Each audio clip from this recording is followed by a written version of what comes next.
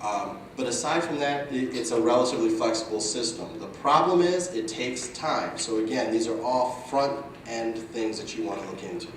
Before you jump in, before you commit to a space, do not fall in love with that building. Don't. But, you know, before you do it, there is a way to get it open. Okay, if you're going for a temporary CFO, do all of these parking requirements still apply? And that's a case by case, and it's going to depend on what your temp use is and your temp time frame. Because some folks have a temp use in a space that they're going to use, they strategically use it to show the space, and then they end up changing the use. Sometimes. Sometimes they stay. But a lot of times when you're looking at a temporary C of O, and this goes for your build-outs as well, while they do it and they're issued to expedite getting in the space, and while they're used to basically allow people to operate prior to this completion of their C of O, it's really a relatively small window that they like to see undone, if that makes sense. They generally don't want to see that you don't have your parking situation worked out and we issue a temp C of O if this is going to be your long-term use. Reason being, in real life, you finish your building, you do your build out, you don't do the parking, you continue to operate, and then you wait for us to chase you down. When I say us, I mean the city. And it's just not a very good, very tenable system. So they try to stay away from doing that if you don't have those big pieces in place. Yes. So if you have a property owner that has all their taxes they pay and their interest and everything, sort of they're calling them pop-ups, but activating one of their property, but also a lot for about 4 months. They want like an outdoor cafe, but also want to have some food trucks there. Are there some certain permits that need to happen through the city? It was like 10 questions. 4 months of event going on. Yes, there is. That's the short answer. But what you're going to need to do is, you're looking at special event permit, you're looking at getting an outdoor seating allowance or variance. Is that something that, there's other questions that will come with that, like is that something that they're really going to incorporate in the long term? The pop-ups, what we can do and have done in the past, I keep saying we, just so you guys know, I concluded my contract as the business advocate at the end of December, so it's force of habit that I still say we, but the city will and has granted pop-up space allotments, and some of those involve not having to do complete build-outs. And we do understand, or the city does understand, that in some cases that pop-up is your test case. So before I invest all the money, I want to know that my model is going to work. I want to know that it's appropriate to the community. I want to know that the community wants it here. So there are allowances for that. Food trucks, as a separate entity, also have a series of things that they need to go through. But if you're going to do, if they want to have a lot and have kind of a mall of pop-up, or excuse me, of food trucks, there's a way to do that as well. Because if the lot is privately held, they can make that to a state of Michigan health ordinance, or health kind of clearance. And you can allow trucks to do that as well. And that would be handled in buildings and safety. Not the easiest process in the world, but it's doable. Yes? I have 2 questions. First of all, I loved your presentation. Someone wants to start have a storefront in the city. They have to go through all the permitting, inspections, and everything. And I know this is going to be really tough. What's the minimum amount of time they should be planning on? Is it 2 months? Is it two weeks? Is it 2 years? Minimum amount of time that they have to set up in their business plan for going through, and this is for something where you're not worried about zoning and part, I mean. Perfect, that's actually what I was going to ask. Right? I mean, are we zoning clear, code clear, we're good with that. We're okay with what we're going to put in. Yep. We have parking. Like, we're not going to have any holdups. We're looking at minimum.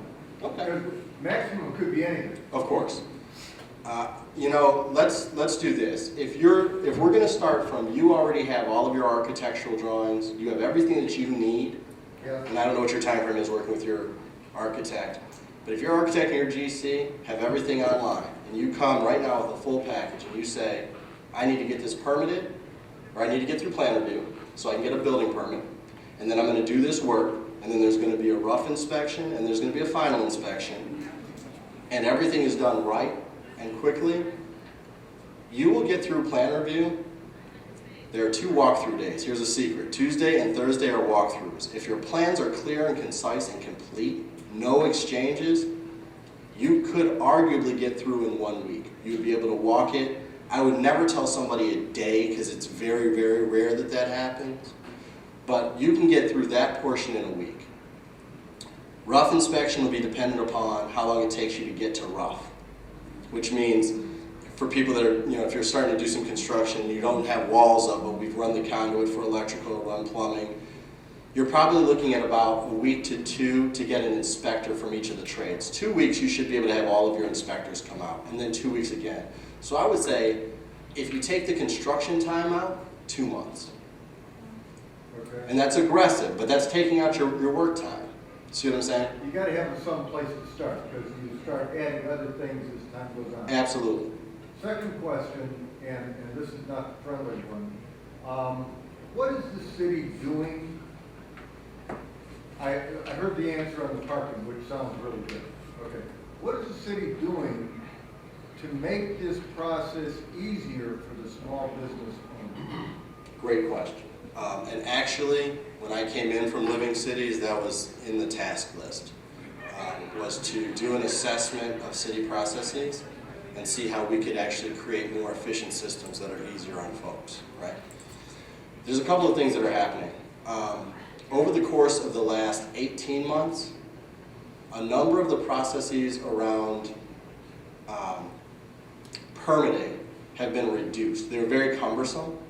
That's an ongoing thing. One of the big things is they're creating what's called an expedited plan to permit process, and that's what I was just describing. You have now 2 days that you can do walkthroughs. Most people's stuff isn't perfect, but at least on a walkthrough day, you can sit with an inspector. They'll look at your plans. This is not a simple case. We're not talking about like building a factory or something where we're looking at sheets on sheets on sheets. And they'll give you some feedback. That system has been greatly improved, and it's greatly improved people's time frames. I'm going to be honest. Construction and opening businesses will never be a simple process. It's just not neat. It's just not simple. Now, what we can do is, from the city's perspective, we can make it easier. We can make it more transparent. A lot of these things, a lot of the information in the last 18 months from Buildings and Safety has been put online. We now have the ability to schedule inspections online. We now have the ability to apply for permits online. Now, people can say that should have happened earlier and earlier, but those things are here now. So the city is consistently improving and moving those processes forward. I really do think that in terms of making it easier, I think that the access to information on city websites, the access to inspectors on Tuesdays and Thursdays, and a streamlined fee schedule and plan to permit process would be my 3 top answers for what the city's doing now to make it easier for small businesses to operate and get open. Great answer, thank you. Yes, ma'am. Does all of this apply to lease situations as well, or just owning the building? This applies to lease situations as well, and that's another great question. So, depending on your relationship with your landlord, regardless whether you own the whether you own the building or you're leasing that space, in order for you to open your space, your store in that building, let's say it's a building with 5 storefronts, for your space to be certified, you will have to have your business license, and you will need to make sure that there is a certificate of occupancy or certificate of compliance on that space. Now, there are a lot of nuances in how leases are done with your building owner. There's folks who, the building owners say, I'm not going to do anything. I'll give you this lease rate and this is what it is. In other cases, you can negotiate what's called a tenant improvement allowance. Sometimes they say, okay, you're going to have the contractor that's coming into this space improve the space, upgrade the HVAC, get my electrical together, get my plumbing together, things that are capital improvements or things that are going to stay with the building, and I will offset that out of the cost of your lease. In other cases, they'll say, you know what, the building's in good condition, I want you to be able to get open. I know that for you to open, you probably need $50,000 in cosmetic work inside. I'm gonna work with you.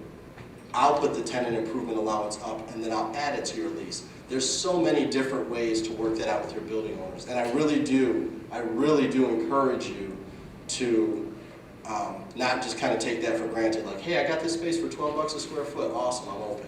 I mean, really think it through and see what you can get from your building owners. You're also gonna wanna find out when you take that address in, we'll be able to tell you if that whole building is certified. Do that before you sign a lease. Because you would be willing to do the work inside the space, you're the one that wants to get your stuff open, and then you find out that your building in its entirety has issues, common area issues. And then those will either prevent you from opening or slow you down, because they won't be under your control. Yes, ma'am. So what are the steps to get a general business license? Because I know like sometimes you need to show proof of a lease, Mm-hmm. but before that, I mean, can someone obtain a general business license if they do not have a location as yet? I'm trying to think through a case that's come to me where that's the case. Because most business licenses deal with where you're doing the business. I'm going to actually refer you to somebody. See me after. And what I'm going to do is essentially I'm going to send her to the manager of the business licensing division. Because if you don't have a formal space, depending on the business, because there's no such thing as a general business license. Like, there's a business license to do X, whatever that is. Now, if that thing does not necessarily mean that you have to have a physical space, I can't see why you wouldn't be extended a license, even if you plan to have a space after, because you could operate in the interim. But I'm going to get you an exact answer.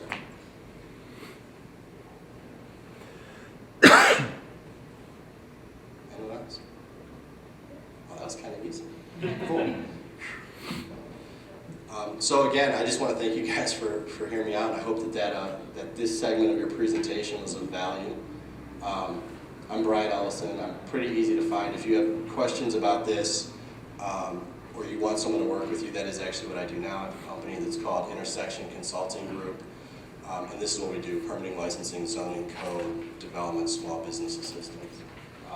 And my email there is brian@intersectiongc.com. Or, excuse me, cg.com. Thanks again.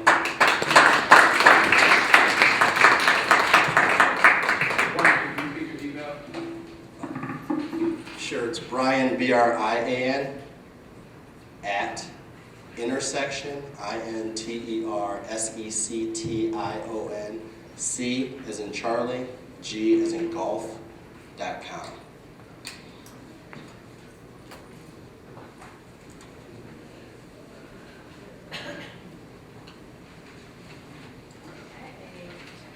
Great. So did you guys get something out of this morning?